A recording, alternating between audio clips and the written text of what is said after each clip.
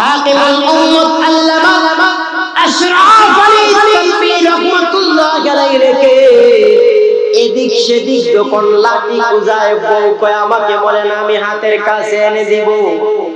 মনে মনে কইরে আমার বউ একটা দুষ্কর্ম, স্বামী হিসাবে আমার মাফ করে দেওয়া উচিত, কারণ আমারও তো একটা মেয়ে আরেকজনের ঘরে দিছি বিয়া।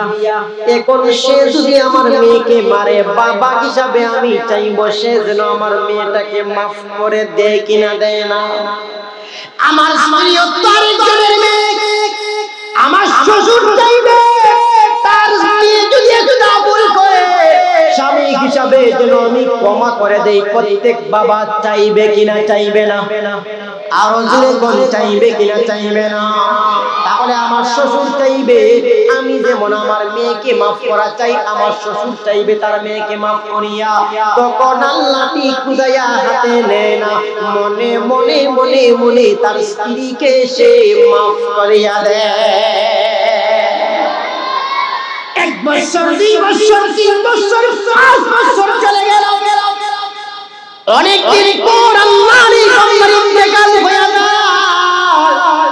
ইন্তেকালের পরে আল্লাহর একজন ওলি তাকে স্বপ্নের মধ্যে দেখেন। ওলিকে দেখছেন তো হাকিমুল উম্মত আল্লামা আশরাফ আলী তানভী নিজে তো আর নিজের কথা অনেক সময় বলতে পারেন না। অন্য আলিমরা বলেন আশরাফ আলী তানভী ওই লেখছেন, নিজের কথা লেখছেন, নামটা উল্লেখ করেন নাই। হাকিমুল উম্মত আল্লামা আশরাফ আলী তানভী বলেন ইন্তেকালের কয়েকদিন পর স্বপ্নের মধ্যে আল্লাহর বান্দাকে আল্লাহর একজন ওলি থেকে জিজ্ঞাসা করলেন, ও সদরউদ্দিন, ও কমরউদ্দিন, গিয়াসউদ্দিন, হাসামউদ্দিন, তোমার সাথে আল্লাহ কেমন ব্যবহার করছেন, তোমার সাথে কি আচরণ করছেন? আল্লাহর ওলিকে ডাক দিয়ে কয় আমার সাথে আল্লাহ খুব ভালো আচরণ করছেন, খুব ভালো আচরণ করছেন। আমার একটা আমল আল্লাহ খুব পছন্দ সহকারে কবুল করেছেন। কয় কোন আমল? কয় আমি বন্ধ খাবার থেকে এসে দেখলাম আমার স্ত্রী রান্না বান্না করলো, রান্নার মধ্যে লবণ লাগে নাই, মরিচ লাগে নাই, কোন কিছু লাগে নাই, রাগাম বিতে দিক দিয়ে আবার ক্ষুধা। তখন মনে মনে আমি আমার স্ত্রীকে মাফ করে দিয়েছিলাম। আমার রাগাম্বিত হওয়া, কল্পনা করা, মাফ করা একমাত্র আল্লাহ আর আমি ছাড়া দুনিয়ার কোন মানুষ জানে। আর জোরে কোন আমার স্ত্রীও জানে না তার প্রতি আমি রাগাম্বিত। আমি তারে মারার জন্য লাঠি খুঁজাইতেছি, আমার স্ত্রীও জানে না। আমি তাকে মাফ করলাম, তাও আমার স্ত্রী জানে না। শুধুমাত্র আমার আল্লাহ জানে আর আমি জানি। আমার মহান মালিক আমাকে বললে তুই যে তোর স্ত্রীর পথে রাগ করলে, মনে মনে রাগ করলে, মনে মনে ক্ষমা করে দিলে, এই রাগটা ক্ষমা করে দেওয়া আমি আল্লাহর কাছে খুব পছন্দ হইল। বান্দারে দুনিয়ার মধ্যে এত বিষয় আমল তুই করস নাই, তাহলে কি হইল? আমি আল্লাহ সত্তার, আমি আল্লাহ গফফার, আমি আল্লাহ রহমান, আমি আল্লাহ রহমান রহিম। আমি বাহানা তালাশ করি এই দিনকে তোর স্ত্রীকে তুই মাফ করেছিলে, আমি আল্লাহর কাছে খুব পছন্দ হইল। পছন্দ করিয়া আমি মহান মালিক আজকে আমিও তোকে মাফ করে দিলাম। 11তম বার্ষিক তাফসীরুল কোরআন মহাসম্মেলনের চলমান অধিবেশনের অত্যন্ত শ্রদ্ধাভাজন ব্যক্তি জনাব সভাপতি সাহেব, নায়েবে নবী ওয়ারাসাতুল আম্বিয়া মুআজ্জাজ মুকাররম উলামায়ে কেরাম, মুরব্বিয়ানে আযম, যুবক ভাইরা, জাতির কর্ণধার, জাতির ভবিষ্যৎ, বিভিন্ন প্রতিষ্ঠান থেকে আগত আগামী দিনের মুজাহিদ ছাত্র বন্ধুরা, পর্দার অন্তরালে অবস্থানরত আমার অত্যন্ত শ্রদ্ধেয় মা ও বোনেরা, আমি আপনাদের খেদমতে মহাগ্রন্থ। এই জন্য ছোট বাচ্চাদেরকে বলতেছি কোন কথা বলবাই না, একদম ভলান্টিয়ার স্টেজের পিছনে থাকো তাতে কথা না হয়, আর আমলের নিয়তে শুনবাই তো আজকে ইনশাআল্লাহ। তবে আজকে শুধুমাত্র আপনারা আমলের নিয়তে শুনলেই হবে না, আজকে বেশি আমলের নিয়তে শুনতে হইব আমার মা বোনেরা। আজকে যে বিষয় নিয়ে আলোচনা করব, এখানে তো কয়েক বছর হয়ে গেছে আসা, মনে মনে মা বোনরা গুসা করতে পারে বলে হুজুর প্রতি বছর আসেন আর তাদের বছর করেন। আমরা মহিলাদের ওয়াজ উপলক্ষে এত রান্না বান্না করলাম, ওয়াজের পরে দেখানো লাগবো, হ্যাঁ এটা তো আমরা বাড়াইলাম, আমাদের উদ্দেশ্য কোনো ওয়াজ একটা বছর করলেন না। এই জন্য এই বছর নিয়ত করছি পুরুষ এবং মহিলাদের ওয়াজ আজকে বেশি করব। এর লাগিয়া মা বোনদেরকে বলতেছি, মা বোনেরা আপনারা ঘর থেকে বসে বসে ওয়াজগুলি শুনেন, আপনাদের খুব জরুরি ওয়াজ। আর আপনারা যে না তাই না উভয় দলের ওয়াজ আজকে করব। আর মা বোনদেরকে আরেকটা কথা বলি, আজকে কিন্তু আপনাদের বিষয়ে ওয়াজ হইব, এই লাগিয়া আপনাদের হক সম্পর্কে। এই জন্য আপনাদের হক সম্পর্কে যাতে পুরুষরা বুঝে, এর লাগিয়া গড়র থাকতে দিয়েন না, তাড়াতাড়ি মাহফিলও পাঠায় দেন। কি কোন আমার দরকার আছে? ধাক্কায় দুক্কায় ঠেলে তাড়াতাড়ি পাঠিয়ে দেন। কারণ অন্য বছর একটু কম শুনলেও সমস্যা নাই, কিন্তু এই বছর আপনাদের হক সম্পর্কে। এই জন্য আপনারা তাদেরকে গড়ে এখন জায়গা দিয়েন না, কয়েক ঘন্টা বলে যাও, তাড়াতাড়ি ওয়াজ শুনে নাও। মা বোনদের প্রতি অনুরোধ, আপনারা মনোযোগ দিয়ে ঘর থেকে ওয়াজ শুনেন। আর পুরুষদেরকে মাহফিলের মধ্যে এখনো হালকা কিছু জায়গা বাকি আছে, বইরা গেছে মোটামুটি কিছুটা জায়গা বাকি আছে, এই জন্য তাড়াতাড়ি আসেন। আর আজকের ওয়াজটা মনোযোগ সহকারে শুনবেন, কোন বাচ্চারা কথা বলবে না তো। আজকে এমন এক বিষয় নিয়ে আলোচনা করব, যে বিষয়টা হলো স্বামী স্ত্রীর হক সম্পর্কে কিছু আলোচনা করব। স্বামী স্ত্রীর বন্ধন, বিবাহ বন্ধন এমন একটা বন্ধন, একবারে ধীরে এখান থেকে শুনবেন, শুরু থেকে নিয়ে শেষ পর্যন্ত একটা শব্দ ছুটে না, এমন ভাবে শুনবেন। দেখেন স্ত্রীদের আমাদের উপর কি হক আর আমাদের তাদের উপর কি হক, সুন্দর করে বুঝতে হবে। এটা কিন্তু লম্বা চূড়া, অনেক লম্বা আলোচনা। দুনিয়ার মধ্যে যত হালাল বন্ধন আছে, সব বন্ধনগুলির মধ্যে বরকতওয়ালা, রহমতওয়ালা, সবচেয়ে পবিত্র আল্লাহর দেওয়া বন্ধন হলো বিবাহ বন্ধন। জোরে কন্যা, একজন পুরুষ হাজার হাজার কোটি টাকার মালিক হোক, তার সাথে যদি বিবাহ বন্ধনে কার সাথে মহিলার সাথে আবদ্ধ না হয়, তার সাথে মহিলা জড়িত না হয়, তাহলে সে পুরাপুরি না, কোটি টাকাও তার কোনো কাজের না। একজন মহিলার যদি কোটি কোটি টাকার বিজনেস থাকে, লক্ষ কোটি টাকার মালিক থাকে, কিন্তু এখন পর্যন্ত বয়স হয়েছে, কোন পুরুষের সঙ্গে বিবাহ বন্ধনে আবদ্ধ হয়েছে না, বুঝা গেল সে এখনো পরিপূর্ণ হয় না। কারণ তাদেরকে অর্ধাঙ্গিনী বলা হয়, অর্ধেক।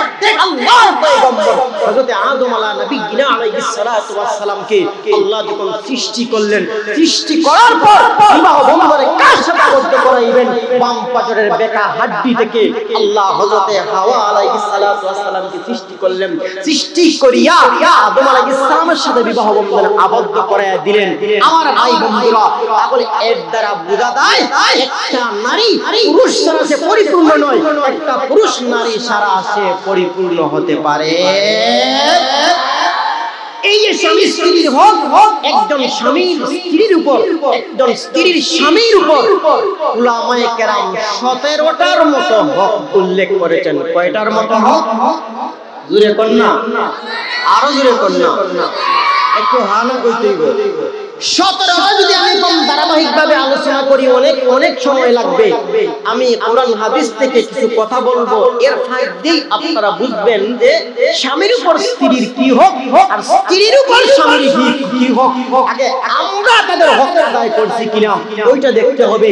বড় বড় হকগুলির মধ্যে প্রথম নম্বর মোহর আদায় করা। কয়জন বর্তমান সময়ে লেখায় তো 15 লাখ আদায় করে, কয় লাখ আদায় করে? বরণ পোষণের দায়িত্ব তো পরে, বাসস্থানের দায়িত্ব তো পরে, আগে হইল মোহর কয়জন আদায় করে। আর মহিলাদেরও কি হক আছে? পুরুষদের উপর মহিলাদের উপর পুরুষদের কি হক? মহিলারা মোটামুটি তারা জানে, মানক আর না মানক তারা বালা কইরা জানে। স্বামীর কথা মানতে হইব, তাদের মাল জান সবকিছুর হেফাজত করতে হইব, স্বামীর অনুমতি তারা ঘর থেকে বের হতে পারবো না, আরো কি করতে হয় ভালো কইরাই জানে। কিন্তু আমরাও তাদের হক জানি, তারাও আমাদের হক জানে, কিন্তু সবাই মানতে রাজি। আজকে কিছু আলোচনা করব, এর থেকে মা বোনরা শুনবেন কি হক আর পুরুষরাও শুনবেন কি হক। হকগুলি আদায় করতে রাজি আছেন তো ইনশাআল্লাহ? বাচ্চাদের আদায় অনেকে হক আদায় করে দেয়।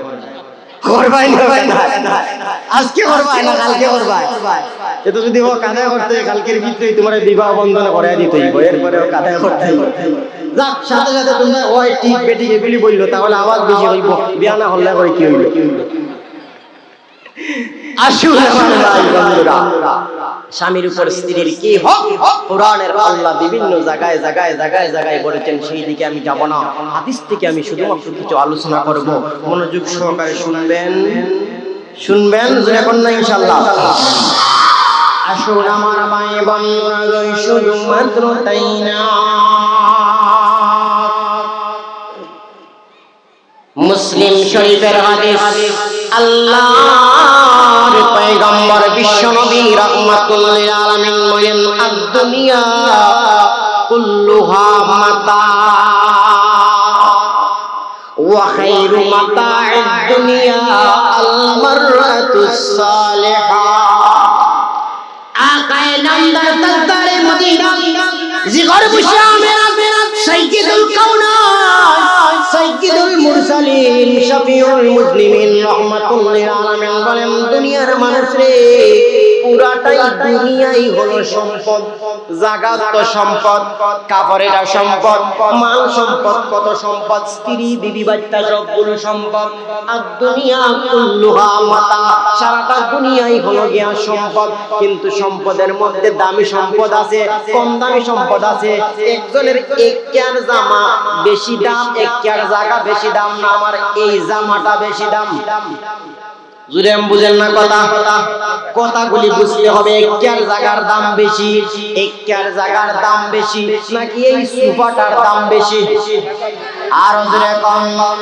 আল্লাহর পয়গম্বর বিশ্বনবী রাহমাতুল লিল আলামিন বলেন আদ-দুনিয়া কুল্লুহা মাতা সারাটা দুনিয়াই বড় দিয়া সম্পদ ওয়া খায়রু মাতা'id দুনিয়া আল-মারআতুস সালিহা কিন্তু নবীজি বলেন সবচেয়ে দামি সম্পদ জানো কি সবচেয়ে উৎকৃষ্ট সম্পদ জানো কি যার ঘরের মধ্যে একজন সালেহা আবেদা নেককার স্ত্রী যে পাইলো ওই নেককার স্ত্রীর চাইতে আর কোনো বড় সম্পদ পৃথিবীতে হতে পারে না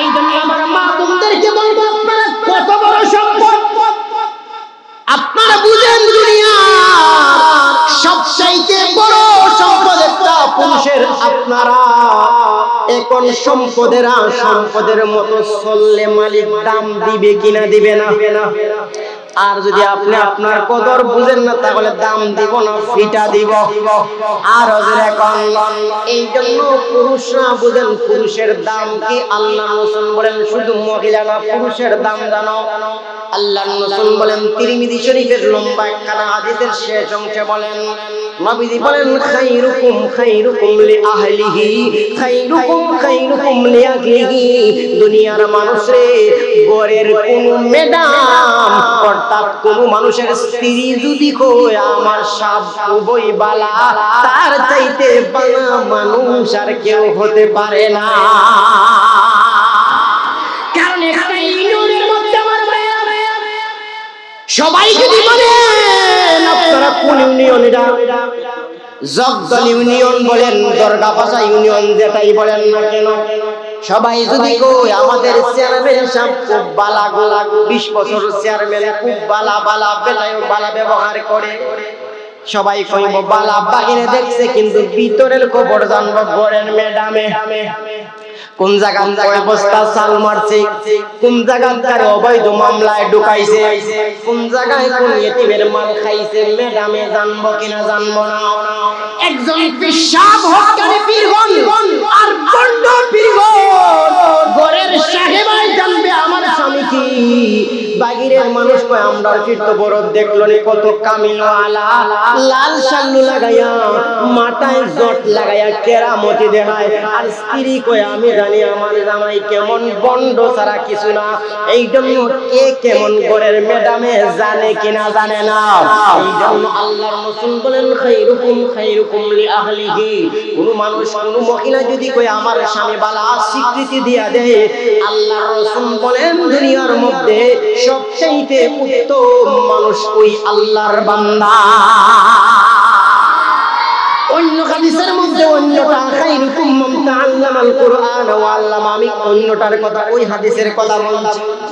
আমার বন্ধুরা শুধুমাত্র তাই না, উত্তম পুরুষ জানলেন কে? এখন জানুন উত্তম মহিলা দুনিয়ার মধ্যে কে? আবু দাউদ শরীফের riwayতের মধ্যে পাওয়া যায় সরকারে দু আলম তাজদারে মদিনা জিগরে মুশাবিরা সাইয়্যিদুল কাউনাইন সাইয়্যিদুল মুরসালিন শাফিউল মুসলিমিন বিশ্বনবীকে প্রশ্ন করা হয়েছিল, ইয়া রাসূলুল্লাহ ইয়া হাবিবাল্লাহ, ওগো নবীজি সবচেয়ে উত্তম মহিলা কে গো নবীজি দুনিয়ার মধ্যে? আল্লাহর পয়গম্বর ডাক দিয়ে বললেন, সবচেয়ে উত্তম মহিলা ওই মহিলা যার চেহারার দিকে স্বামী তাকাইলে, যার দিকে স্বামী তাকাইলে আনন্দ পায়, আনন্দ পায়। আপনার মুখ হাসি খুশি থাকে, সুন্দর ব্যবহার করলে আনন্দ পায়, নাকি ফেসার মতো মুখ বানাইলে স্বামী আরাম পায়? কোনটা? ফেসার মতো না হাসি খুশি থাকলে। আল্লাহর পয়গম্বর ডাক দিয়ে বলেন, কোন পুরুষ যদি পুরুষ স্বামী যেই মহিলার দিকে তাকাইলে আনন্দ পায়, সচ্ছল বোধ করে, ভালো লাগে, স্বামী যেটা বলে এটা মানে, যেটা থেকে নিষেধ করে এটা থেকে বিরত থাকে, স্বামীর কথা চালা চলে না, আল্লাহর রাসূল বলেন ওই স্ত্রীর চাইতে উত্তম মহিলা পৃথিবীতেই হতে পারে না। শুধুমাত্র তাই না, আমার সিকন্দরপুরের বন্ধুরা, আল্লাহর পয়গম্বর বিশ্ব নবী রাহমাতুল লিল আলামিনের দরবারে সাহাবায়ে কেরাম প্রশ্ন করলেন, ইয়া রাসূলুল্লাহ ইয়া হাবিবাল্লাহ, নবীজি আবেদন করলেন, আপনাকে গাছ বৃক্ষ সালাম দেয়, আপনি রাস্তা দিয়ে চললে পাথর সমূহ আপনাকে সালাম দেয়, নবী গো আমরা মনে চাই আপনাকে আমরা সেজদা দিতাম। নবী বললেন, মানুষকে কাউকে আল্লাহ তাআলা সেজদা দেওয়ার অনুমতি, আর জোরে কোন আল্লাহর কুদরতের পাও ছাড়া আর কোন পায়ের মধ্যে সেজদা দেওয়ার অনুমতি নাই, আর কাউকে সেজদা দেওয়ার অনুমতি আল্লাহ দেন না। কিন্তু দুনিয়ার মানুষ আমাকে সেজদা নয়, আমি নবীকে সেজদা নয়, আল্লাহ যদি আল্লাহকে ছাড়া আর কাউকে দুনিয়ায় সেজদা দেওয়ার অনুমতি দিয়াই দিতেন, তাহলে দুনিয়ার সব মহিলাদেরকে বলতেন, ও মহিলারা তোমরা তোমাদের স্বামীর পায়ের নিচে সেজদা দাও। আরো জোরে বলুন সুবহানাল্লাহ, আরো জোরে বলুন সুবহানাল্লাহ। তিরমিজি শরীফের riwayতের মধ্যে পাওয়া যায়, সম্ভবত নবীজির সাহাবী হযরত আবু যর গিফারী রাদিয়াল্লাহু তাআলা হাদিস কানা বর্ণনা করেছেন, আল্লাহর পয়গম্বর বিশ্বনবী রাহমাতুল লিল আলামিন বলেন, যদি আল্লাহর কোন বান্দি অর্থাৎ কোন স্ত্রী লোক যদি দুনিয়া থেকে বিদায় হওয়ার আগে তার স্বামীকে রাজি রাখিয়া যাইতে পারে, স্বামী দুনিয়ার মধ্যে যাওয়ার সময় স্বামী রাজি ছিল, অথবা স্ত্রী আগে মারা গেছে কিন্তু ইন্তেকালের সময় স্বামীটা তখনও রাজি ছিল, স্বামী আগে মারা যাক অথবা স্ত্রী আগে মারা যাক, ইন্তেকালের সময় যদি স্বামীকে রাজি খুশি তার মধ্যে থাকে, সে বুঝতে পারে আমার স্বামী আমার প্রতি পুরোপুরি সন্তুষ্ট। আকায়ে নামদার বিশ্বনবী রাহমাতুল লিল আলামিন ঘোষণা করে, ও মহিলারা সুসংবাদ গ্রহণ করো, সুসংবাদ গ্রহণ করো, ইন্তেকালের সময় যদি স্বামীকে খুশি আর রাজি রাখতে পারো, মহান রব্বুল আলামিনও খুশি হইয়া তোমাদেরকে বিলা হিসাবে জান্নাত দেয়া দিবে। শুধুমাত্র তাই না, আমার বাবারা, আমাদের সমাজের মধ্যে কিছু মহিলা আছে যেই মহিলা দেখবেন জিন্দেগিতেও স্বামীর শুকরিয়া আদায় করে না, আসেনি এরকম? কয় না, কি জানি মনে করে নেই তাইয়ের বউই মনে আদায় করে না, কোন না কেন? এরকম মহিলা আসেনি সারা জীবন মমজর্দা খাবাইলেন, একদিন মিস হইলেই কয় জিন্দেগিতে একটা মমজর্দা খাইলাম না, আছে কিনা নাই? সারা জিন্দেগির মধ্যে ঈদুল ফিতর ঈদুল আজহার সময় Zindabazar Algabazar shopping city blue water থেকে পারলেও হাসান মার্কেট থেকে দামি দামি কাপড় দিলেন, একবার যদি মিস হয়ে যায় এমন মানুষের গড় করি জিন্দেগিতে একটা কাপড় ভালো দিল না। আসেন এরকম মানুষ, না শুধু বান্দি আছে কিনা নাই, তারা শুধুমাত্র দেখে কি দিতেছে, কি দিল সেটা কখনো দেখে নাই। আল্লাহর পয়গম্বর বিশ্বাস রাহমাতুল লিল আলামিন বলেন, দুনিয়ার মানুষে এরকম যদি কোনো মহিলা দুনিয়ার মধ্যে থাকে, স্বামী দেওয়ার পরেও সন্তুষ্ট হয় না, স্বামীর মুখাপেক্ষী থাকার পরেও সন্তুষ্ট হয় না, না শুকর হয়, শুকরিয়া আদায় করে না, দিলেও শুকরিয়া আদায় করে না, মহব্বত করলেও কয় মহব্বত করে না, ভালো ভালো জিনিস খাওয়াইলেও কয় খাওয়ায় না। আল্লাহ রাসূল বলেন, এই সমস্ত মহিলাদের প্রতি আল্লাহ দুনিয়ার মধ্যে রহমতের দৃষ্টিতে তাকান না, কিয়ামতের ময়দানে মহান মালিক এই সমস্ত মহিলার চেহারার দিকে ফিরেও কখনো তাকাবেন না। আরো জোরে বলুন সুবহানাল্লাহ। এই জন্য আমার মা বোনেরা বুঝতেছেন, পুরুষ যারা তারাও বুঝতেছেন তার প্রতি কি হক। হাদিসগুলো যে বললাম, এই জন্য তাদেরকে আল্লাহ বাম পাজরের হাড্ডি থেকেই বানাইছেন, একটু বাঁকা থাকবে, কারণ এরকম আল্লাহ বানাইছেন আপনি বেশি সোজা করতে পারবেন না। এই জন্য উলামায়ে কেরাম কথা কই কি কথা কই, এই জন্য বাম পাজরের হাড্ডি থেকে বানাইছেন। এই হাড্ডিকে যদি বেশি আপনাদের যদি একটা লোহা বাঁকা থাকে, বেশি দূরে হেমার দিয়ে বাড়ি মারেন ভেঙে দেওয়ার সম্ভাবনা আছে। এই জন্য বাঁকা হাড্ডি দিয়ে বানাইছেন, বেশি সোজা করতে যাইয়েন না, পরে তালাক হওয়ার সম্ভাবনা আছে। আবার বাঁকাকে একদম বাঁকা কইরাও রাখতেন না, বাঁকা রাখতে দিলে তো দিন খালি বাঁকাই হইতে থাকবো। এই জন্য বাঁকা হইতেও দিয়েন না, আবার বেশি সোজা করতেও যাইয়েন না।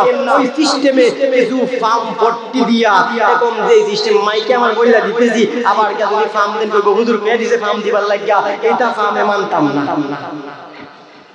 কিছু ফার্ম পট্টি দিয়া কিছু পলিসি আছে। কিছুদিন আগে আমি দেখলাম একটা ঘটনা মনে হইছে, এইভাবে বউদেরকে সেটেল দিয়া রাখবেন, এই একটা ঘটনা কই এডো কেমন লাগতে পারে মনে যখন হইছে, এইভাবে জানেননি তাদেরকে তো আল্লাহ বাঁকা হাড্ডি দিয়াই বানাইছে। এখন কি হইছে জানেননি, একটা এলাকার মধ্যে এই স্বামী স্ত্রী সব সময় খালি ঝগড়া।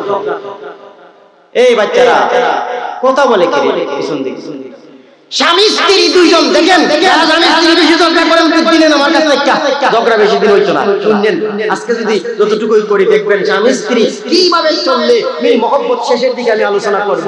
যখন দুইজন ঝগড়া, কথা বুঝেন তো আপনারা, একটু হানা কইয়া, স্বামী স্ত্রী প্রতিদিন রাত্রে কিলাকিলি করে, সন্ধ্যাবেলা কিলাকিলি করে, বিচার একবার দুইবার না 3 দিন পর পর বিচার, কাজে তো আর আয় না। এই মুহূর্তের মধ্যে করতে করতে বিচার টিচার, আত্মীয় স্বজনের বিচার শেষ হইয়া পাড়া প্রতিবেশীর বিচার করছে, কাজ তো আর হয় না।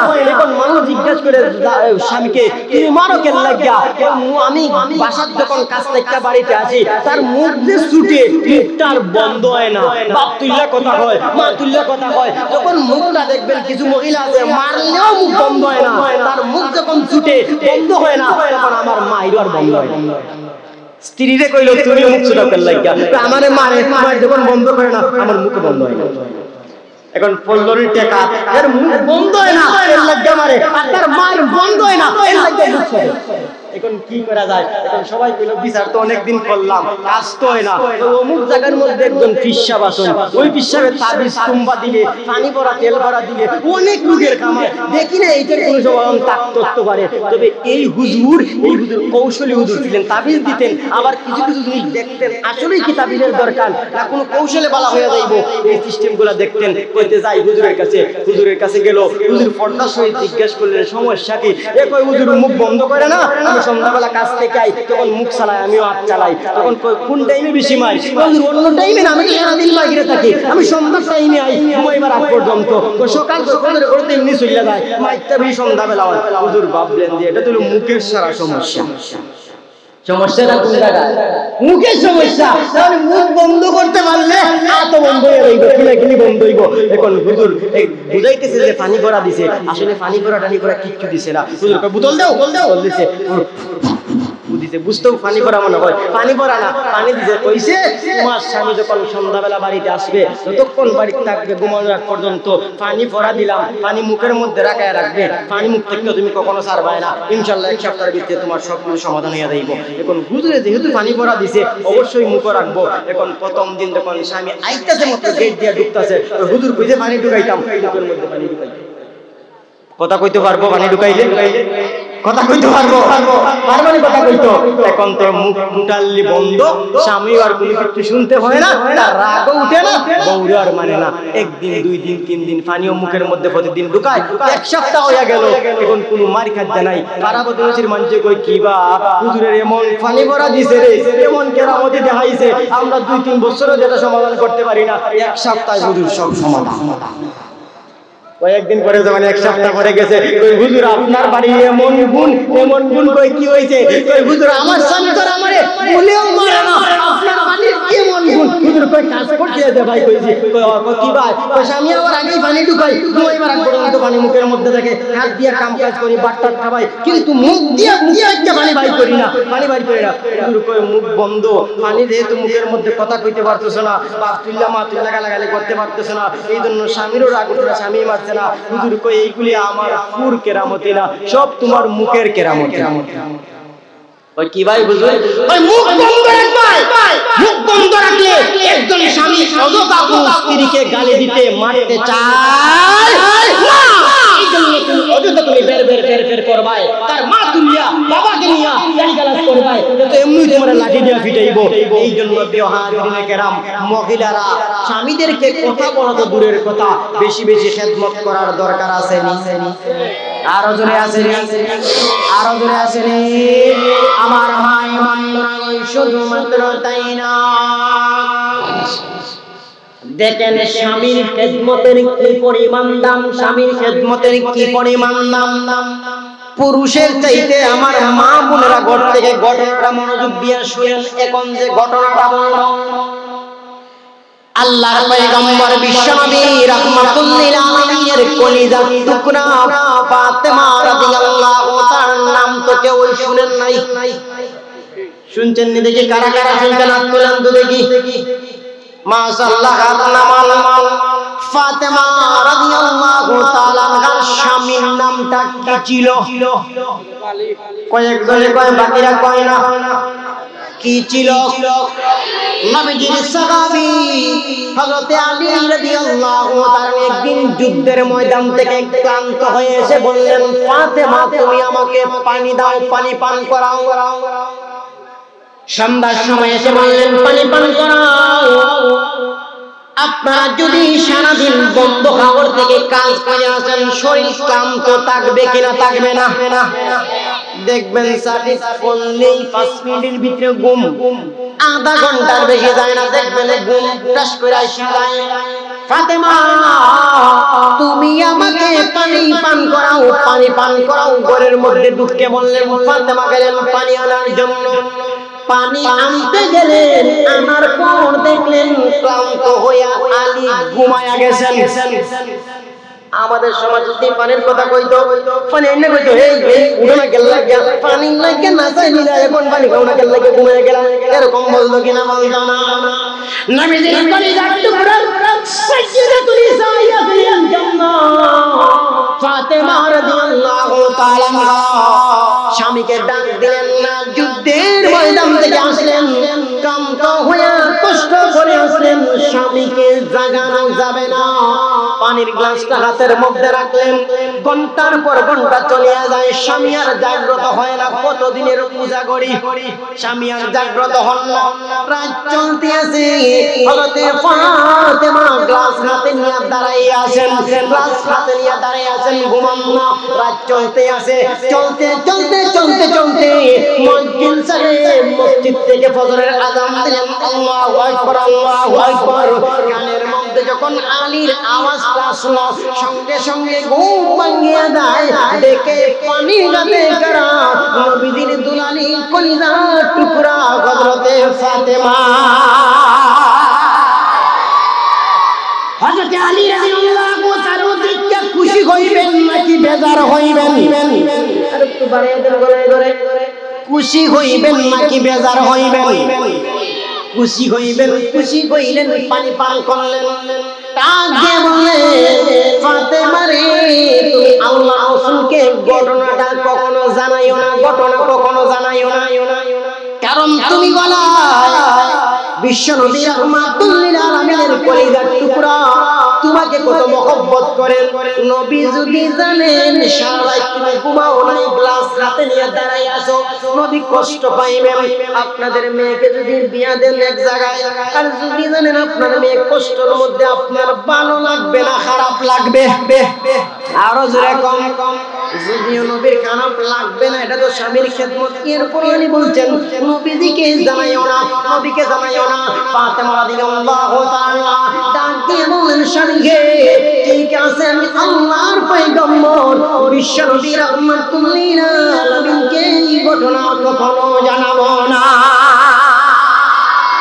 হযরত আলী রাদিয়াল্লাহু তাআলা বিশ্ব নবীকে ঘটনা জানান নাই, হযরত ফাতেমা নবীকে জানান না, কিন্তু এই ঘটনাটা আল্লাহর কাছে এত পছন্দ হইছে, এত পছন্দ হইছে, মহান রব্বুল আলামিন জিবরাইলকে পাঠায়া দিয়া পুরা ঘটনা বিশ্ব নবীকে আল্লাহ জানাইয়া দিয়েছে। সকালবেলা বিশ্ব নবী ফাতেমার ঘরে হাজির। ফাতেমা, গত রাতে কোন ঘটনা ঘটলো? কেমন কেমন ঘটনা? কয় নবী কোন ঘটনা? কয় পানির ঘটনা, গ্লাস নিয়ে দাঁড়ানোর ঘটনা। কয় আপনি আব্বা জানলেন কেমন করে? কয় আগে কি ঘটনা? কয় ঘটনা তো হলো এমন এমন ঘটনা, আপনার সাহাবী আমার স্বামী যুদ্ধ থেকে এসে পানি চাইলেন, আবার ঘুমায় গেলেন। আগে যে বললাম আমি সারা রাত দাঁড়াইলাম, এখন আপনার কাছে কে বলল? আমিও তো বলে নাই, আপনার সাহাবী উনিও তো বলেন নাই, তাহলে কে বলল? মুহূর্তের মধ্যে বিশ্বনবী ডাক দিয়ে কোন ফাতেমা রে, আমাকে আমিও বলে নাই, তুমিও বলো নাই, আমাকে মহান রব্বুল আলামিন জিবরাইলকে পাঠায়া পুরা ঘটনা জানাইয়া দিয়েছে। আরে ফাতেমা, শুধুমাত্র ঘটনা জানাল নাই, শুধুমাত্র ঘটনা জানাল নাই, তুমি যে তোমার স্বামীর এত বড় খেদমত করলাই, তোমার স্বামীকে এত গুরুত্ব দিলাই, এত খেদমত করলাই, তোমার স্বামীর খেদমতে মহান রব্বুল আলামিন খুশি হইয়া তোমাকে একটা পুরস্কার দিয়ে দিবেন। কই কি পুরস্কার? কই পুরস্কার হলো সাইয়্যিদাতুন নিসা ইয়াগলিল জান্নাহ। মহান রব্বুল আলামিন তুমি ফাতেমাকে জান্নাতি মহিলাদের সরদারনি বানায়া দিয়েছে। আরো জোরে কন্যা সুবহানাল্লাহ। এই জন্য কেউ হাজিরিনে কেরাম, এই জন্য স্বামীর বেশি বেশি খেদমত করার মহিলাদের দরকার আছে কিনা নাই? আর জোরে স্বামীর কথা এখন শুধুমাত্র স্ত্রীদেরকে উদ্দেশ্য করে বললেই চলবে না, আপনাদের কত কিছু বলার দরকার আছে কিনা নাই? তো যদি স্ত্রী মানুষ, মেয়ে মানুষ, মহিলা মানুষ একটা ভুল করে, এখন ভুল করলে তাকে প্রাথমিক অবস্থায় একবার, দুইবার, তিনবার ক্ষমা করে দেওয়া লাগবে কিনা লাগবে না? নাকি দুষ করলে ওই অমুকের ফুড়ি, এইটা বাপের, এইটা জাতের, এইটা দৃষ্টি তুল্লা, এলাকা নিয়া দৃষ্টি তুল্লা, এরকম স্বামীও দুনিয়ার মধ্যে আছে। দুষ করে স্ত্রী গাইল দে তার মারে, তার বাপরে, দাদা, সদ্য শ্রী আছে কিনা নাই? আপনি যে গালি দেন, আপনার সন্তান যখন বড় হইবে, যখন কালচার দেখবে আমার আব্বা তো আমার আম্মাকে গালি দেয়, বড় হইলে এটার আসর তার মধ্যে পড়বে কিনা পড়বে? আর এই জন্য ক্ষমা করার দরকার আছে কিনা নাই? মালফুজাতের মধ্যে আল্লামা আশরাফ আলী তানভীর রাহমাতুল্লাহ আলাইহি একটা লেখা পাইলাম, শুনেন স্ত্রীদেরকে ক্ষমা করে দিলে কি পরিমাণ লাভ হবে, কি পরিমাণ লাভ হবে। আমার ভাই বন্ধুরা, সেই দেশের মধ্যে আল্লাহর এক বান্দা আপনাদের এলাকার কৃষকদের মতো কৃষি কাজ কইরা সারা দিনে ঘরের মধ্যে আসছে, ঘরের মধ্যে আসার পর যখন মনে করেন সকালবেলা ভাত খায় 8টায় 9টায়, এদিন ভাত খাইতে খাইতে 11টা 12টা। আপনারা বলেন তো দেখি, ক্ষেতের মধ্যে একটা লোক কাজ কইরা যদি আসে ভাত খাওয়ার থেকে 2 ঘন্টা লেট হয়, তার বুকটা খিদাটা বেশি লাগে, তাহলে তার রাগ থাকবে নাকি সে খুব ভালো মনের মধ্যে থাকবে? রাগটা কি পরিমাণ? একটু কাজ কইরা আসছে কয়েক ঘন্টা লেট হইছে ও আল্লাহ খানি যখন বসছে বেগম সাহেবা বিবি যখন স্ত্রী যখন খানি দিছে দেখে খানির মধ্যে লবণ নাই মরিচ নাই তেল নাই ফিজ নাই এমন বড় তরকারি রাঁধছে বুঝা যায় মনে হয় আবার এমন রাগ উঠছে মনে হয় ফাতিলটা তার মুখের মধ্যে ছুঁইরা মারে মাঝে মধ্যে এরকম ঘটনা হয় কিনা হয় না এমন রাগান্বিত হইছে রাগান্বিত হইয়া মনে মনে রাগ বাইয়া গেছে আর মনে মনে লাঠি কুস্তি আছে কারণ লাঠি দিয়া বউরে ফিটাইব সত্য ঘটনা আমি বলতেছি হাকিমুল উম্মত আল্লামা আশরাফ আলী তানভীর রাহমাতুল্লাহ লেখছেন গত 2-3 দিন আগে দেখলাম এই সা লাগবে না রে ভাই সা লাগবে না চালিয়ে দাও সমস্যা এখন এই জায়গাটা হইবে শুধু আলোচনা করা বলা খানির জায়গা বানি আমি সহ মেহমান যারা আছেন প্রত্যেককে হেলের মধ্যে নিয়ে খাবান চা খাবান ভাত খাবান পান খাবান সব খাবান এর মধ্যে একটু সময় মাত্র 1 ঘন্টা সময় পাইলাম চা দিলে একজনে কইবো আমার মিঠা সারা নিবা মিঠা সারা নি তে কইবো না না মিঠা প্রত্যেককে আমি না তে কইবো কিবা সাদা কোনটা জর্দা আলোচনা হইব কিনা হইব না এদিকে আমার ডিস্টার্ব হইছে এইজন্য মাহফিলের স্বার্থে এর মধ্যে কোনো খারাপ পরিবেশ রাখবে এইজন্য যখন আল্লাহর বান্দা যখন লাঠি খুঁজে মারার জন্য স্ত্রী কিন্তু বুঝে না তাকে মারার জন্য যে লাঠি খুঁজতেছে নিজে বুঝতেছে না এখন স্ত্রী মনে মনে কইতেছে আমার স্বামী কি খুঁজে মনে মনে বলতে বলতে একবার কয় স্বামী আপনি কি খুঁজেন আপনি কি খুঁজতেছেন সারাদিন বন্ধ থেকে হাওড় থেকে আসছেন কষ্ট করে এখন আবার কি খুঁজতেছেন আমাকে বলেন আমি আইনা দিব বেচারা মনে মনে করে আমি তুই তারে মারার লাগে আমি লাঠি খুঁজতেছি এটা আমি ছাড়া আল্লাহ ছাড়া কেউ জানে না নিজেই জানে না কিন্তু আমার স্ত্রী দেখো কিভাবে বলতেছে যে কিচ্ছু লাগলে আমাকে বলেন কিছু লাগলে আমাকে বলেন অটোমেটিকলি দিলটা পরিবর্তন হবে কিনা হবে না আর একটু জোরে করুন আর জোরে আমায় বন্ধুরা গো শুধুমাত্র তাই না হাকিমুল উম্মত আল্লামা আশরাফ আলী তানভী রাহমাতুল্লাহ আলাইহি রেখে এদিক সেদিক যখন লাঠি খুঁজায় বউ কয় আমাকে বলেন আমি হাতের কাছে এনে দিব মনে মনে কইরে আমার বউ একটা দুষ্কর্ম স্বামী হিসাবে আমার মাফ করে দেওয়া উচিত কারণ আমার তো একটা মেয়ে আরেকজনের ঘরে দিছি বিয়া এখন সে যদি আমার মেয়েকে মারে বাবা হিসাবে আমি চাইবো সে যেন আমার মেয়েটাকে মাফ করে দেয় কিনা দেয় না আমার স্ত্রীও তো আরেকজনের মেয়ে আমার শ্বশুর চাইবে তার মেয়ে যদি একটা ভুল করে স্বামী হিসাবে যেন আমি ক্ষমা করে দেই প্রত্যেক বাবা চাইবে কিনা চাইবে না আরো জোরে কোন চাইবে কিনা চাইবে না তাহলে আমার শ্বশুর চাইবে আমি যেমন আমার মেয়েকে মাফ করা চাই আমার শ্বশুর চাইবে তার মেয়েকে মাফ করিয়া তখন আল্লাহটি খুঁজাইয়া হাতে নেয় না মনে মনে মনে মনে তার স্ত্রীকে সে মাফ করিয়া দেয় 1 বছর 2 বছর 3 বছর 5 বছর চলে গেল অনেক দিন পর আল্লাহর ইন্তেকাল হয়ে যায় ইন্তেকালের পরে আল্লাহর একজন ওলি তাকে স্বপ্নের মধ্যে দেখেন ওলিকে দেখছেন তো হাকিমুল উম্মত আল্লামা আশরাফ আলী তানভী নিজে তো আর নিজের কথা অনেক সময় বলতে পারেন না অন্য আলিমরা বলেন আশরাফ আলী তানভী ওই লেখছেন নিজের কথা লেখছেন নামটা উল্লেখ করেন নাই হাকিমুল উম্মত আল্লামা আশরাফ আলী তানভী বলেন ইন্তেকালের কয়েকদিন পর স্বপ্নের মধ্যে আল্লাহর বান্দাকে আল্লাহর একজন ওলি ডেকে জিজ্ঞাসা করলেন ও সদরউদ্দিন ও কমরউদ্দিন গিয়াসউদ্দিন হাসামউদ্দিন তোমার সাথে আল্লাহ কেমন ব্যবহার করছেন তোমার সাথে কি আচরণ করছেন আল্লাহর ওলিকে ডাক দিয়ে কয় আমার সাথে আল্লাহ খুব ভালো আচরণ করছেন খুব ভালো আচরণ করছেন আমার একটা আমল আল্লাহ খুব পছন্দ সহকারে কবুল করেছেন কয় কোন আমল কয় আমি বন্ধ খাবার থেকে দেখলাম আমার স্ত্রী রান্না বান্না করলো রান্নার মধ্যে লবণ লাগে নাই মরিচ লাগে নাই কোন কিছু লাগে নাই রাগাম্বিত দিক দিয়ে আবার ক্ষুধা তখন মনে মনে আমি আমার স্ত্রীকে মাফ করে দিয়েছিলাম আমার রাগাম্বিত হওয়া কল্পনা করা মাফ করা একমাত্র আল্লাহ আর আমি ছাড়া দুনিয়ার কোন মানুষ জানে আর জোরে কোন আমার স্ত্রীও জানে না তার প্রতি আমি রাগাম্বিত আমি তারে মারার জন্য লাঠি খুঁজাইতেছি আমার স্ত্রীও জানে না আমি তাকে মাফ করলাম তাও আমার স্ত্রী জানে না শুধুমাত্র আমার আল্লাহ জানে তুই যে তোর স্ত্রীর প্রতি রাগ করলে, মনে মনে রাগ করলে, মনে মনে ক্ষমা করে দিলে, এই রাগটা ক্ষমা করে দেওয়া আমি আল্লাহর কাছে খুব পছন্দ হইল। বান্দারে দুনিয়ার মধ্যে এত বিষয় আমল তুই করস নাই, তাহলে কি হইল?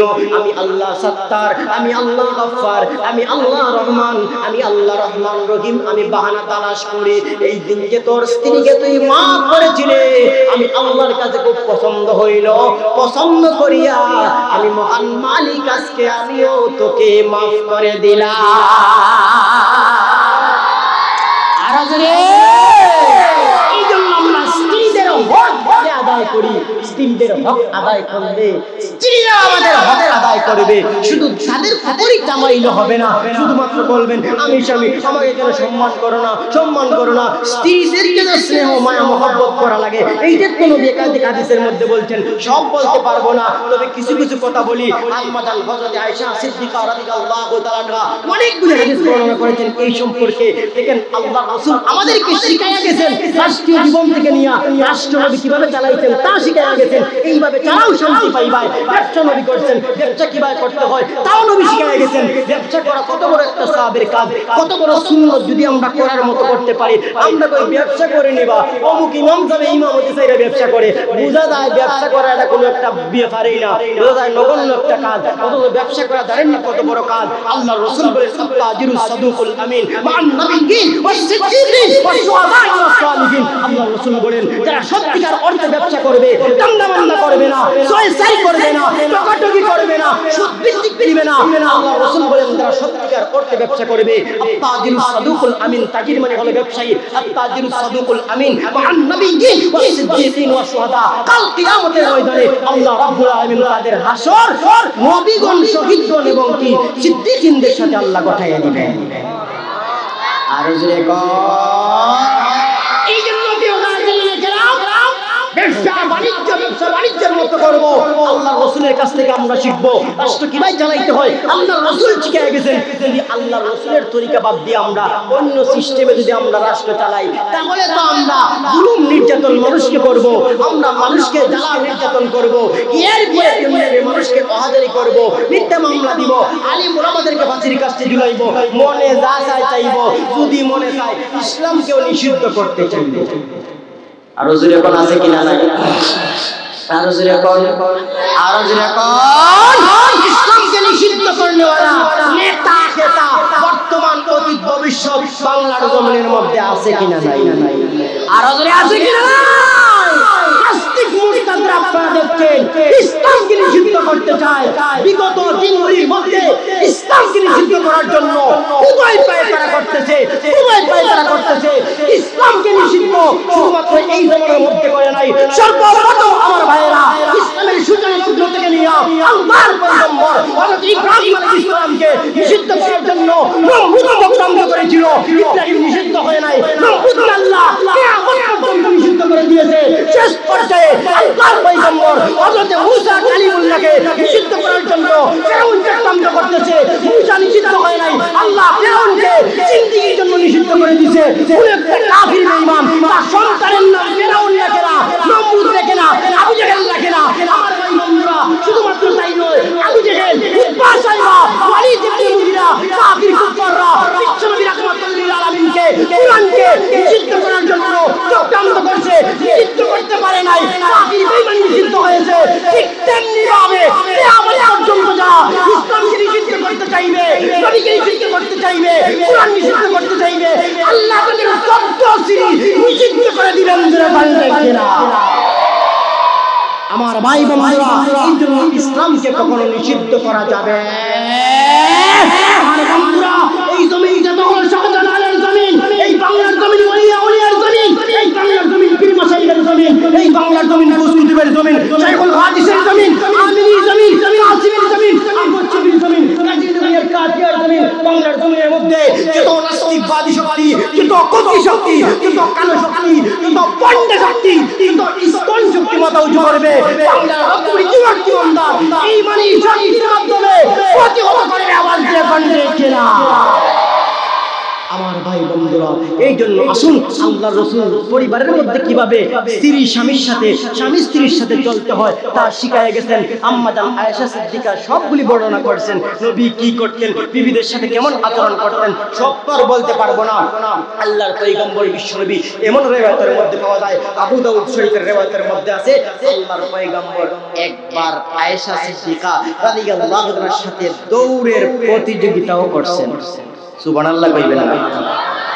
মানুষ ছিল না। এখন যদি আপনারা যদি খোলা মাঠের মধ্যে মানুষ আছে, হুজুর ওয়াজ কইরা গেছেন যে স্ত্রীর সাথে দৌড়ের প্রতিযোগিতা, আজকে ওজনপুর বাজার আমার বউরে নিয়ে দৌড় শুরু করি, ওই বনি মানুষ এখন ছিল না। সাহাবায়ে কেরামদেরকে বলতেন তোমরা যাও, যুদ্ধের ময়দানে যাইতেন, তোমরা যাও আমি আসতেছি।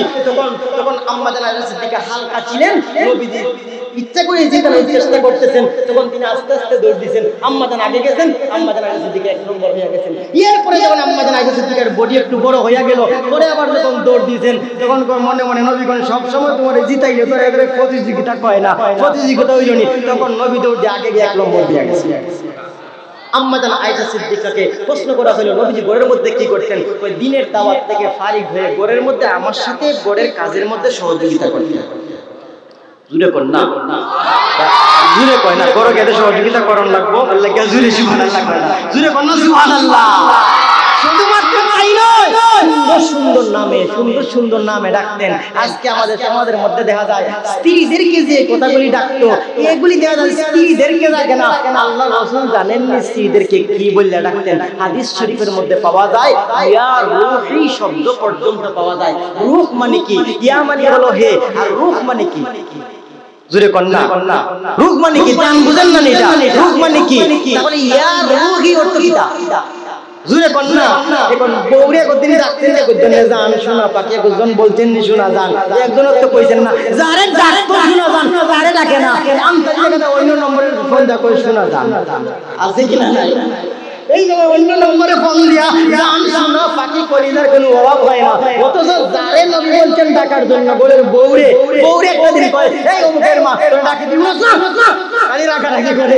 কিন্তু আল্লাহর রাসূল যাকে বলছেন ডাকার জন্য তারে ডাকে না, নম্বর এটা কই তুমি তো আমার শোনা জান আছে কিনা নাই। এই জন্য আরো হাদিস শরীফের মধ্যে কত কত কত কিছু পাওয়া যায়, আমি সব কিছু বলতে পারবো না, সময় একদম কম। আমার ভাই বন্ধুরা, এখন আমি আপনাদেরকে এমন দুইটা ঐতিহাসিক কথা শুনাইবো, এমন দুইটা ঐতিহাসিক কথা শুনাইয়া আমি আমার কথাকে একবারে গুছায় গাছায় নিব। যেই কথাগুলি হইল গিয়া এতক্ষণ তো স্বামী স্ত্রীর হক সম্পর্কে আলোচনা শুনলেন, এখন আমি কয়েকটা বিষয় আলোচনা করব যে কোন ক্ষেত্রে স্বামী স্ত্রী তো ঘরের মধ্যে পরামর্শ করে কাজ করা নবীর সুন্নাত মশওয়ারা কইরা, কিন্তু এমন এমন জিনিস আছে যেইগুলি স্বামীর বুদ্ধি নিয়ে চললেও সমস্যা আছে। আবার এমন এমন কিছু স্ত্রী আছে স্ত্রীদের বুদ্ধি নিয়ে চললে অনেক লাভও আছে, আছে কিনা নাই? সব তো আর সমান না। আমি কয়েকটা দৃষ্টান্ত দিব। আগে বুঝেন স্বামী স্ত্রীর বুদ্ধি নিয়ে এমন এমন, সবাইকে বলতেছি না, এমন এমন পুরুষরা আছে যারা তার বউর কথা যারা একটা খাইতে ফালায় না, আছে কিনা? আছে সমাজের মধ্যে। ওইদের সম্পর্কে আমি এখন দুইটা ঘটনা বলবো।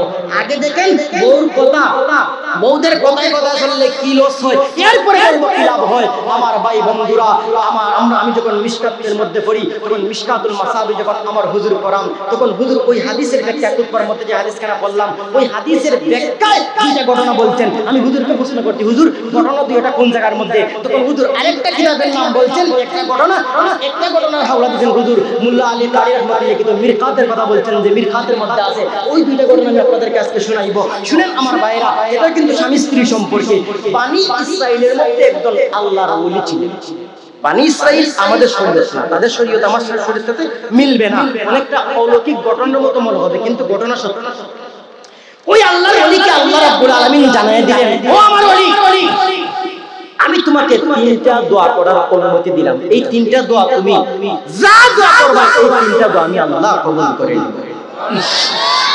আর আল্লাহ যখন তিনটা দোয়া করার অনুমতি দিয়েছেন, সত্য ঘটনা, তখন তিনি বললেন এই তিনটা দোয়া তো আমার করার দরকার। খুব খুশি হইলেন।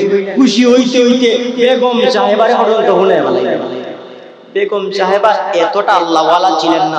দেখবেন অনেক মানুষ আছে হুজুর খুব নম্র ভদ্র, কিন্তু ওনার স্ত্রী তেমন ভালো না। মানুষ আয়া করে গেছিলাম হুজুরের বাড়ি, হুজুর ঠিকই আছে, কিন্তু হুজুরের বউ দাদা টান মানুষ আছে কিনা নাই? ফিশাব খুব ভালো, চেয়ারম্যান সাহেব খুব ভালো, চেয়ারম্যানের বউ তেমন ভালো না। মেম্বার সাহেব ভালো গেলে চাটা খাওয়ায়, বউটা একটু টান টান বাবা আছে কিনা নাই? বউটা তেমন ভালো না। এরকম তো নবীদের বেলায় ছিল। হযরত লূত আলাইহিস সালাম, হযরত নূহ আলাইহিস সালামের দিক দিয়ে দেখেন না কেন, বউ কেমন ছিল, স্বামী কেমন ছিল। আমার বন্ধুরা, এই মুহূর্তের মধ্যে আয়া বউরে হুনাইছেন। এখন বউ করে আপনাকে আল্লাহ তিনটা দর অনুমতি দিয়েছে, তিনটার মধ্যে দুইটা দোয়া আপনি করেন না। আমি আপনার স্ত্রী না, আমি স্ত্রীর লাগে আপনি একটা দোয়া করতে পারবেন না। করছে বেশদের মধ্যে, বিপদের মধ্যে করবে, ঠিক আছে তোমার জন্য একটা দোয়া করতাম, বউ তো তুমি আমারও, একটা দোয়া তোমার লাগে করতাম, তোমার দুইটা তোর বাকি আছে, দুইটা আমি আমার লাগে জান্নাত চাইমু, জান্নাতুল ফেরদাউস চাইমু, দুনিয়া আখিরাতের শান্তি কত কিছু চাইমু, আর কত কিছু ইবাদত করতাম আল্লাহ, এই কলিমার সাথে মিক্স দেও, কত কিছু চাইতে পারি। তোমার যেহেতু একটা দোয়া দরকার, তাহলে চাই। এই মুহূর্তের মধ্যে আমার ভাইরা দেখেন, এই ঘটনা থেকে উনি আবার লেখছেন যে মানুষের যদি গোপন কোনো বিষয় থাকে, ব্যবসা হোক, বাণিজ্য হোক, রাজনীতি হোক, যে বিষয়ে স্ত্রীকে শুনাইলে সমস্যা, এইগুলি স্ত্রীদেরকে শোনানো যাবে না। কারণ ওলা হলো নাকিসাতে আকল, আল্লাহ ওদেরকে অর্ধেকটা আকল দিয়া, তারা দেখবেন খুব পণ্ডিতি দেখায় কত বেশি আকল, কত বেশি আকল, আসলে ওরা হলো নাকিসাতে আকল, অর্ধেক আকল দিয়েই আল্লাহ তাদেরকে বানাইছে। এই জন্য বড় বড় কোন জিনিস তাদেরকে শোনানো যাবে। আমার মায়ে মায়েরা শুধুমাত্র তাই না, আজান না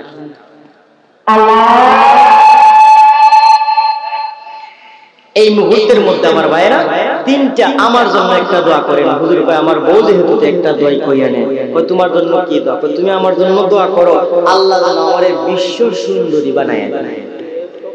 কি বানায় দেয়? আমার ভাই বন্ধুরা শুধুমাত্র তাই না, আল্লাহর ওলি হাত উঠাইয়া দোয়া করলেন, আল্লাহ তুমি আমার স্ত্রীকে, আমার বউকে বিশ্ব সুন্দরী বানায়া দাও। আল্লাহ বিশ্ব সুন্দরী বানায় দিলেন। এখন দেখা যায় পুরা জামার কাছে আর থাকতে চায় না।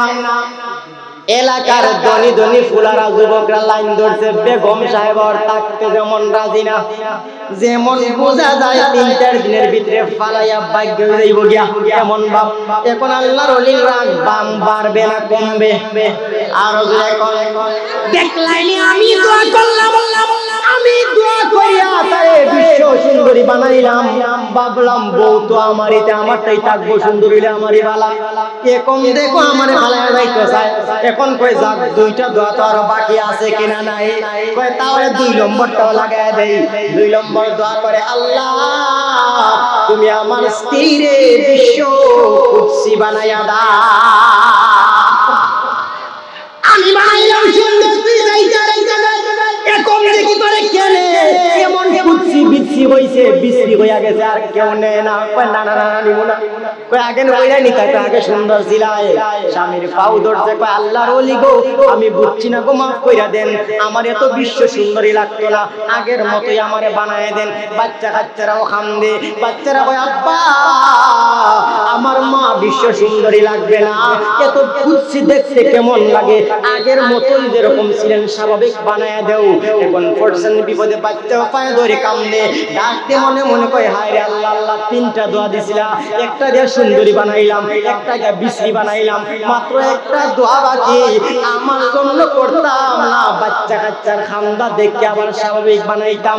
তাই যখন কান্দে কান্দে কান্দে শেষ পর্যন্ত সিদ্ধান্ত নিলে 2টা দোয়া যখন বিফলে গেল, একটা দিয়েও লাভ নাই, আবার ডাক দিলেন, মালিক রে তুমি আমার বউকে বিশ্রী বিশ্রী থেকে পূর্বে যেমন ছিল ওই রকম স্বাভাবিক বানায়া দাও।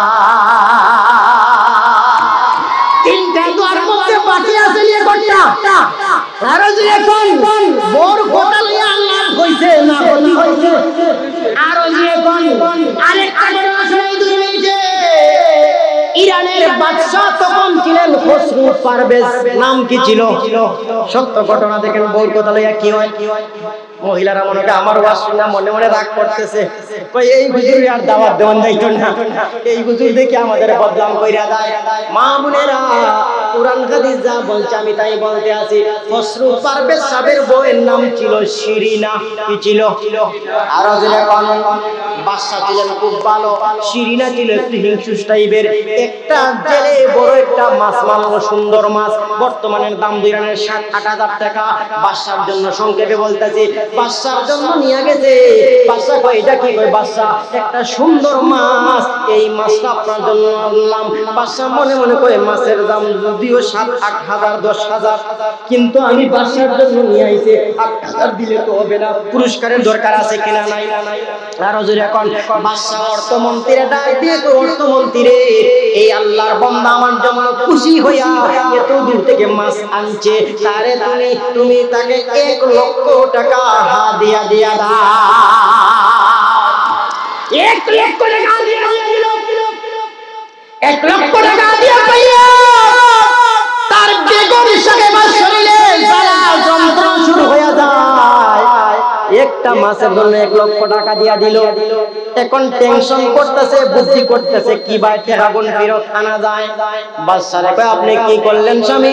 একটা মাছ আমরা 7-8 হাজার টাকা দাম দিয়ে দিলেন 1 লাখ। এখন যদি জনগণ, বাদশা একটু সহজ ছিলেন, যদি প্রত্যেক জনগণ একটা কইরা মাছ আনে 1 লাখ টাকা করে আপনি দেন, আপনার কোনো বাদশাই থাকবো? কই না তো, ঠিকই আছে। কই কি করতাম? কই ফেরত আনেন। কই দিয়ে দিছি, ফেরত আনমু কি ভাই? কয় আপনি তাকে জিজ্ঞাসা করেন, আইনা জিজ্ঞাসা করবেন ওবা এই মাছটা বেটা না বেটি, স্ত্রীলিঙ্গ না পুংলিঙ্গ? যদি কয় বেটা, কই ভাই বেটা মাছ খাই না, আমরা বেটি মাছ খাই। আর যদি কয় বেটি, তো আমরা বেটা মাছ খাই, বেটি মাছ খাই না। এই মুহূর্তের মধ্যে বাদশা ডাক দিলেন, একজনকে পাঠাইয়া খবর দিলেন, দেখাইয়া আনলেন। বললেন ওবা একটা কথা জিজ্ঞাসা করতাম মনে নাই, এই মাছটা স্ত্রীলিঙ্গ না পুরুষলিঙ্গ? এও বুদ্ধি ছিল। পয়সা বাদশা, এটা স্ত্রীলিঙ্গ না পুরুষলিঙ্গ না, এটা হলো হিজরা। কি হইছে? স্ত্রীলিঙ্গ না পুরুষলিঙ্গ না হিজরা। বাদশা খুশি হইয়া ওই দেখলেনি রে কি বুদ্ধি। বাদশা সহজ সরল খুশি হইয়া অর্থমন্ত্রীরে ডাক দিয়ে কয়, অর্থমন্ত্রী রে তুই তারে আরো 1 লাখ দিয়া দে। কয় লাখ দিল? 2 লাখ দিয়া দিল। তার স্ত্রী লাখ পারবে না, কমবে। আরো 3 মিনিটে জ্বলছে, কই 1 লাখ ফেরত আনতে চাইলাম, এখন আরো 1 লাখ দিয়া বানাইলো 2 লাখ। আবার এর মধ্যে একটা ঘটনা, যখন ওই 1 লাখ টাকা দেয়, তখন ওই জেলের পকেটের মধ্যে একটা টাকা ছিল, ছোট্ট 2-3 টাকা নোট, ওইটা ফইরা গেছে, এইটাও তুলছে। স্ত্রী কয় দেখলাইনি, এখন ফন্দি করে কিভাবে ফেরত আনা যায়? কয় বাদশা শুনো, তুমি যে একজন লোভী মানুষকে 2 লাখ টাকা দিয়ে দিলে। কয় লোভী কিভাবে? কয় আপনি 2 লাখ টাকা দেওয়ার পরেও একটি কি মাত্র একটা নিচের মধ্যে পড়লো, এইটাও ছাড়লো না, উঠে আনিল। কয় টিকিটটি আছে? কয় টিকিটটি আছে। কয় কি করতাম? কয় তারে না কোন তুই লোভী, তোর টাকা দেওয়ান যাইতো না, 2 লাখ টাকা দিলাম, একটি কি একটা লোভ ছাড়স না, দে আমার টাকা ফেরত দে। বাদশা ডাকাইলো, কয় ডাক দেও। ডাক দেওয়া যখন আনলো, আমার পরে বললো তুই তো ভালো কাজ করিস না, 1 লাখ টাকা প্রথম দিলাম, পরে আর 1 লাখ টাকা দিলাম, এই 2 লাখ টাকা যাইবে। রাস্তার মধ্যে একটা টাকা বললো, এইটা তুই লইলে কেন লাগা, তুই লুবি। কই বাদশা লুবি টুবির বেশ কম নাই, এটা সম্মান। কই কি সম্মান? কই সম্মান হলো আপনার কাছে একটা, এইটা একটা কি, কিন্তু আমার কাছে অনেক বড়। কই কিভাবে? কই এই টাকার মধ্যে আপনার ছবি আছে, এখন যদি রাস্তার মধ্যে এই টাকা থাকে আমি উঠাই না, তাহলে আপনার অসম্মান হবে। আপনাকে সম্মান করার জন্য টাকা পকেটে উঠাইলাম।